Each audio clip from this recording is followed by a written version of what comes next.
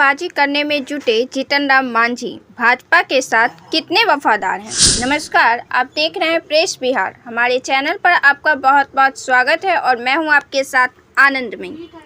बिहार की राजनीति में उथल पुथल बनते और बिगड़ते रहा है। हो भी क्यों न, जिस चेहरे को सीएम के तौर पर देखा जाता है उसकी पार्टी को बहुमत नहीं मिलता। जिसकी पार्टी को बहुमत मिलता है उसकी पार्टी के पास चेहरा नहीं होता।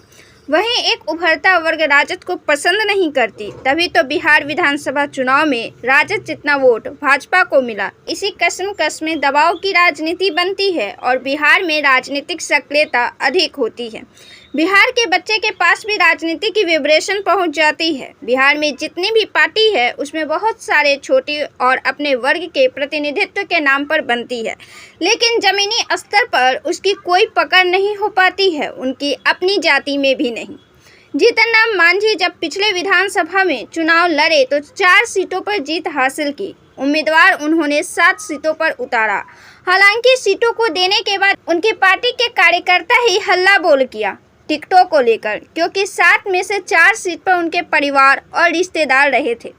मौजूदा राजनीति की बात कर ले तो जीतन राम मांझी ने महागठबंधन और नीतीश का साथ छोड़कर भाजपा से जा मिले। भाजपा से मिलने तो वे अप्रैल माह में ही गए थे। तभी राजनीतिक विशेषज्ञ और राजनीतिक गलियारों में यह चर्चा हो गई कि मांझी के मन में खिचड़ी पक रहा है जब वे अमित शाह से मिलने दिल्ली पहुंच गए थे।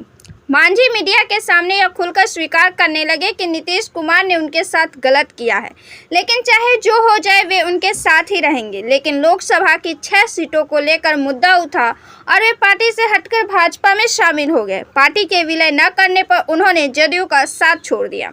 लेकिन बात यह उठती है कि भाजपा के साथ जाने के बाद उनकी डील कितने सीटों पर हुई, क्योंकि ये वे मुद्दे हैं जिसके बाद ही तकरार शुरू हुए। वहीं मांझी कितनी दफा बोल चुके हैं कि उनके बेटे को सीएम बनाया जाए। क्या वे यह मांग भाजपा के सामने रख पाएगी? भाजपा भी जानती है कि मांझी उनके कितने हैं जो बार बार पार्टी बदलती रही है। मांझी ने कहा कि अपने सिद्धांत और जनता के हित में नीतीश का साथ छोड़कर भाजपा में मिले हैं। साफ शब्दों में यह आरोप लगाया है कि नीतीश कुमार उनके जाति के हित के बारे में नहीं सोचती, उनके मांगों को पूरा नहीं करती। अब सवाल यह उठता है कि आखिर क्यों वे दावा कर रहे थे कि नीतीश का साथ नहीं छोड़ेंगे कभी।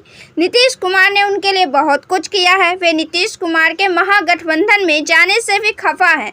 फिर उन्होंने पिछले वर्ष अगस्त में ही क्यों नहीं पार्टी से अलग हो गए। आज जब उनको ललकारा जा रहा है कि वे शेर के खाल पहने भेड़िया हैं, जिस पर भी वे खामोश नजर आ रहे हैं। जब यह आरोप लगाया जा रहा है कि अपनी जाति के लिए कोई काम नहीं किया, जिस पर भी वे मौन साधे हैं।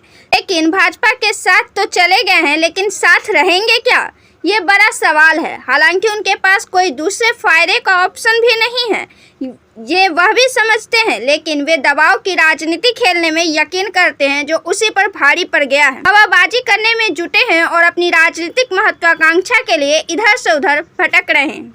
आप क्या सोचते हैं, हमें कमेंट करके जरूर बताएं। अगर आपने चैनल को सब्सक्राइब नहीं किया है तो जरूर करें। तब तक के लिए मुझे दीजिए इजाज़त। धन्यवाद।